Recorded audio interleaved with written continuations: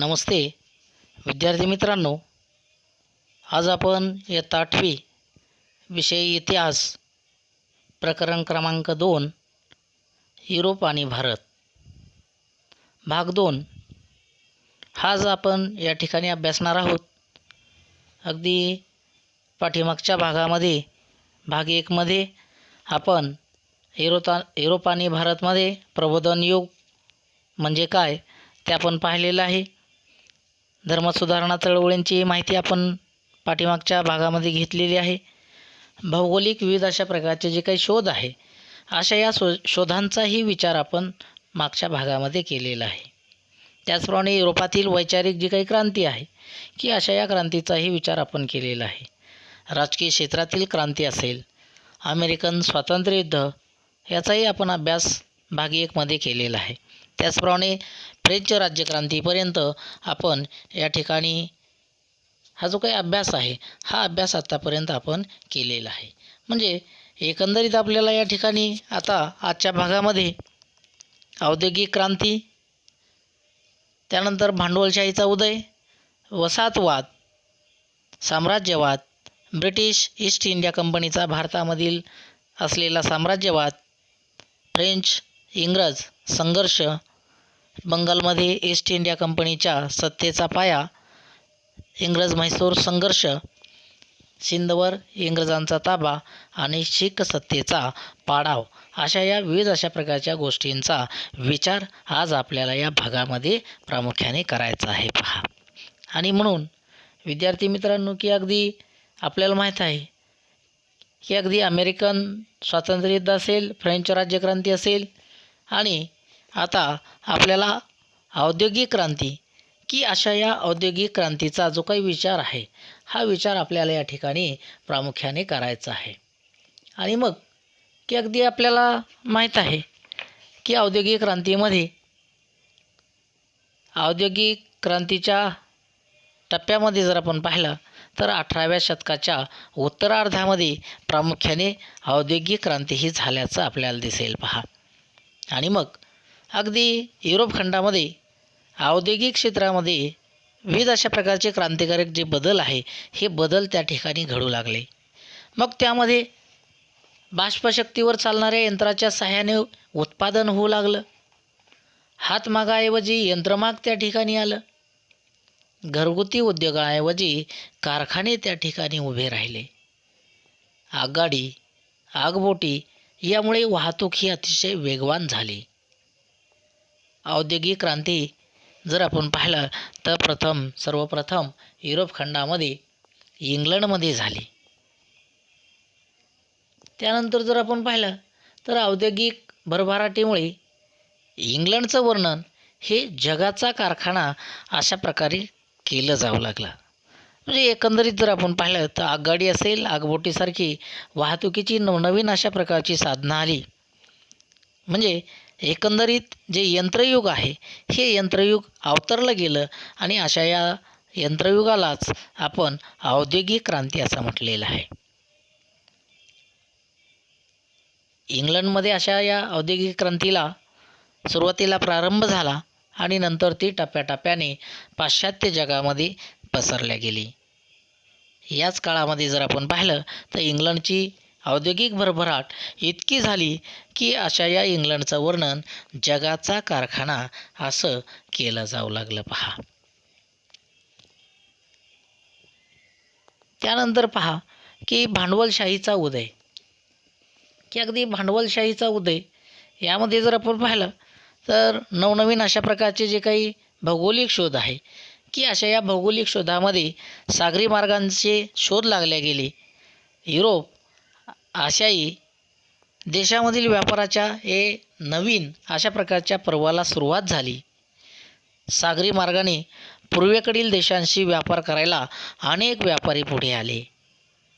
मात्र एकट्या व्यापाऱ्याला जहाजामधून माल हा परदेशी पाठवणं हे शक्य नव्हतं आणि म्हणून अनेक व्यापारी एकत्र आले आणि त्यांनी अशा प्रकारचा जो व्यापार आहे हा व्यापार त्या ठिकाणी सुरू केला.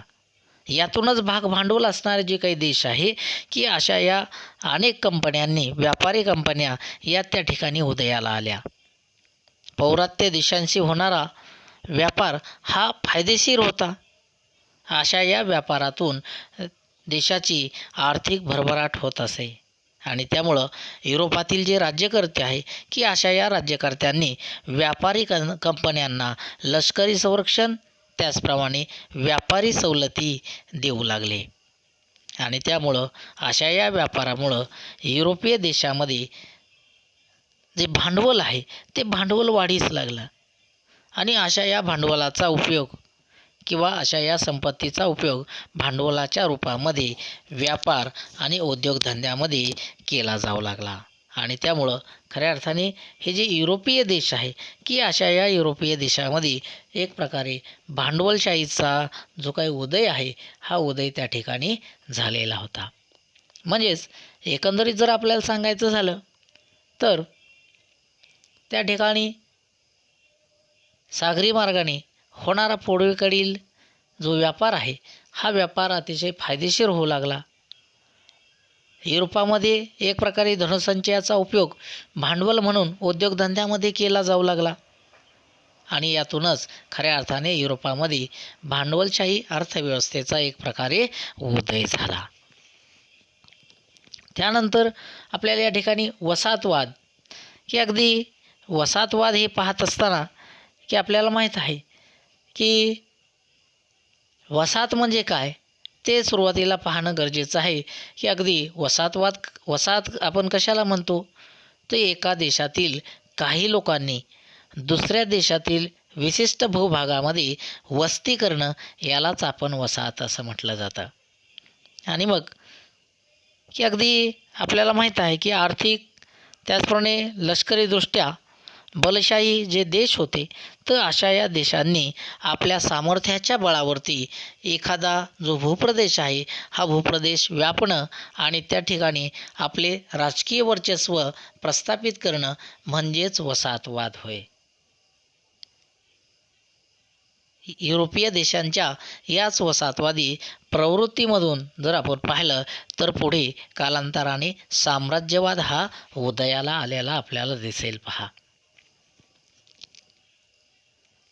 पहा की साम्राज्यवाद म्हणजे नेमकं काय की साम्राज्यवाद समजून घेत असताना आपल्याला साम्राज्यवाद म्हणजे नेमकं काय हे पाहणं गरजेचं असतं की जसं विकसित राष्ट्राने अविकसित राष्ट्रावरती आपले सर्वांगीण वर्चस्व प्रस्थापित करणे आणि अनेक नवीन अशा प्रकारच्या वसाहती त्या ठिकाणी स्थापन करणे म्हणजे साम्राज्यवाद होय.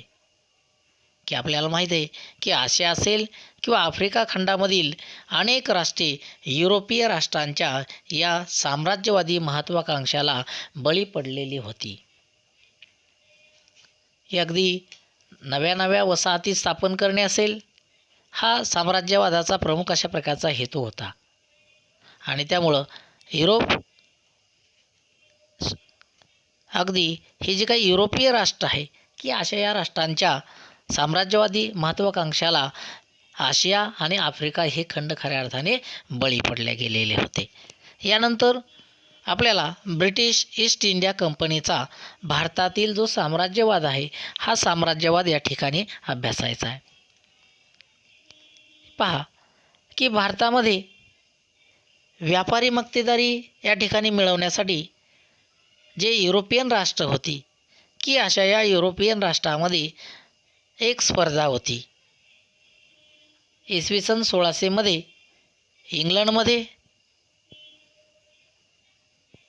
ब्रिटिश ईस्ट इंडिया कंपनीची स्थापना झाली आणि मग इंग्रजांनी भारतामध्ये व्यापार करण्यासाठी अशा या कंपनीची स्थापना केलेली होती.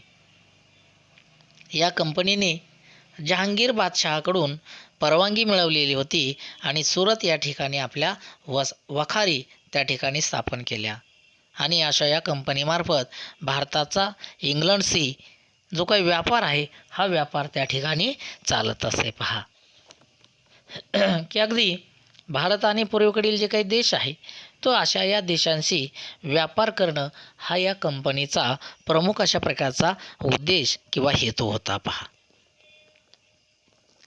यानंतर इंग्रज आणि फ्रेंच संघर्ष, भारतामधील जी व्यापारी स्पर्धा आहे की अशा या स्पर्धेमध्ये इंग्रज आणि फ्रेंच एकमेकांचे प्रतिस्पर्धी होते आणि अशा या त्यांच्या स्पर्धेमुळे इंग्रज आणि फ्रेंच यांच्यामध्ये जवळजवळ 3 युद्ध झाली.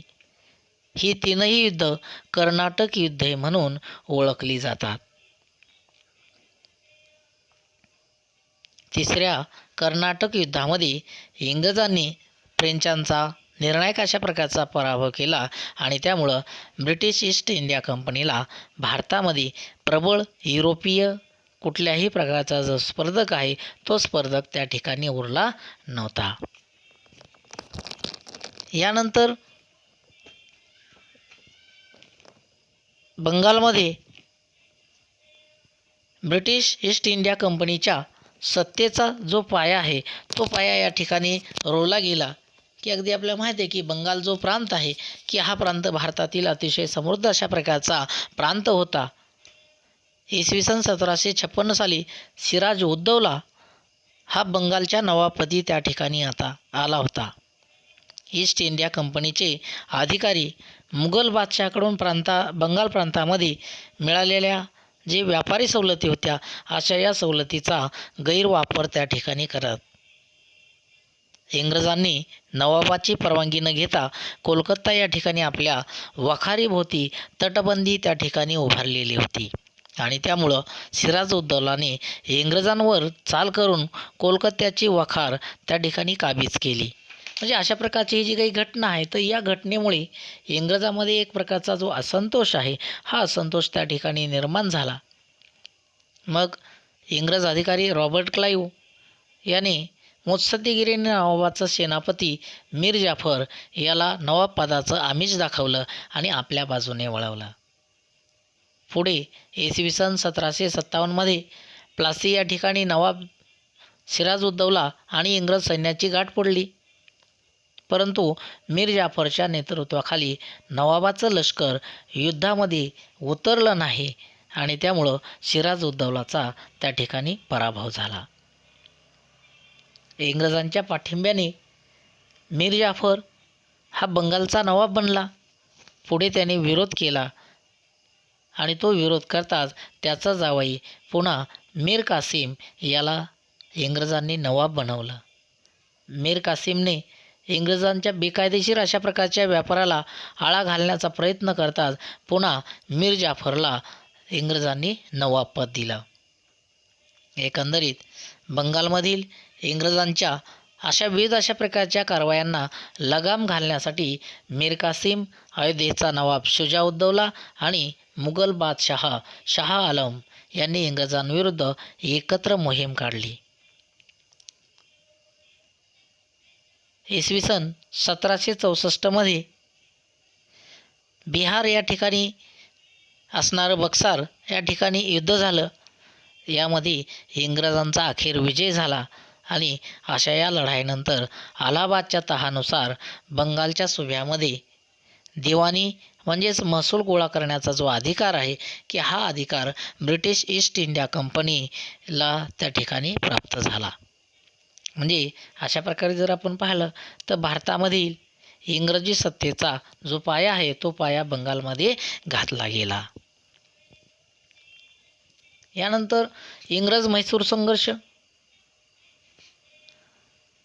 म्हैसूर राज्यामध्ये हैदर अलीने उठाव केला आणि म्हैसूरचं राज्य ताब्यात घेतलं. हैदर अलीचा ज्यावेळेस मृत्यू झाला आणि अशा या हैदर अलीचा मृत्यू झाल्याच्या नंतर त्याचा मुलगा टिपू सुलतान म्हैसूरच्या सत्तेवर आला. त्याने इंग्रजांच्या विरुद्ध अतिशय शर्थीने लढा दिला. अखेर 1799मध्ये श्रीरंगपट्टण या ठिकाणी झालेल्या युद्धामध्ये टिपू सुलतान हा मरण पावला. म्हणजे अशा पद्धतीने जर आपण पाहिलं तर म्हैसूर हा जो प्रदेश आहे की अशा या प्रदेशावर सुद्धा इंग्रजांनी आपलं वर्चस्व त्या ठिकाणी प्रस्थापित केलं. यानंतर सिंध जो प्रांत आहे की अशा या सिंध प्रांतावरती सुद्धा इंग्रजांनी ताबा मिळवला. की भारतातील आपली जी सत्ता आहे ही सत्ता सुरक्षित करण्यासाठी इंग्रज वायव्य सरहद्दीकडे वळाले की अगदी रशिया भारतावर अफगाणिस्तानामधून आक्रमण करील अशा प्रकारची भीती त्यांना वाटत होती आणि म्हणून इंग्रजांनी अफगाणिस्तानवर आपला प्रभाव प्रस्थापित करण्याचं ठरवलं. आणि मग अफगाणिस्तान जिंकायचा तर तिकडे जाणारे जे रस्ते आहे हे रस्ते सिंधमधून जात होते आणि यामुळं सिंधचं प्रांतचं जे महत्त्व आहे ते महत्त्व इंग्रजांच्या लक्षात आलं आणि 1843 साली त्यांनी सिंध प्रांत हा जिंकून घेतला. यानंतर शीख सत्तेचा पाडाव 19व्या शतकाच्या प्रारंभी पंजाबमधील जी सत्ता आहे ही सत्ता रणजित सिंहांच्या हाती होती. ज्यावेळेस रणजित सिंहांचा मृत्यू झाला त्यावेळेस त्यांचा अल्पवयीन मुलगा दलीप सिंग याला गादीवर बसवण्यात आलं. त्याच्या वतीनं त्याची आई राणी जिंदन राज्याचा कारभार पाहू लागली. मात्र सरदारावर तिचा अंकुश राहिला नाही आणि अशा प्रकारची ही जी संधी आहे ही संधी इंग्रजांनी हेरली आणि काही शीख सरदारांना त्यांनी फितूर केला. इंग्रज पंजाबवर आक्रमण करणार असा शीखांचा समज झाला होता. त्यांनी इंग्रजावर हल्ला केला. पहिल्या शीख इंग्रज युद्धामध्ये शीखांचा पराभव झाला. दलीप सिंगाला इंग्रजांनी गादीवर कायम ठेवलं. जो पंजाब प्रांत आहे की अशा या पंजाब प्रांतावरील इंग्रजांचा वाढता प्रभाव हा काही स्वातंत्र्यप्रिय अशा प्रकारच्या शीखांना मात्र मान्य नव्हता. मुलतानचा अधिकारी मोलराज याने इंग्रजांविरुद्ध बंड केले. हजारो शीख सैनिक इंग्रजांविरुद्ध युद्धामध्ये उतरले. अशा या दुसऱ्या युद्धामध्ये सुद्धा शीख यांना पराभव पत्करावा लागला. शेवटी 1849 मध्ये इंग्रजांनी पंजाबचा प्रदेश आपल्या राज्याला जोडला. म्हणजे एकंदरीत जर आपण पाहिलं तर मराठ्यांची ही जी सत्ता आहे ही सत्ता भारतातील एक प्रबळ अशा स्वरूपाची सत्ता होती आणि मग मराठ्यांचा पराभव करून इंग्रजांनी भारतातील आपल्या सत्तेचा पाया मजबूत कसा केला ही गोष्ट आपण पुढच्या पाठामध्ये करणार आहोत. तर अगदी विद्यार्थी मित्रांनो,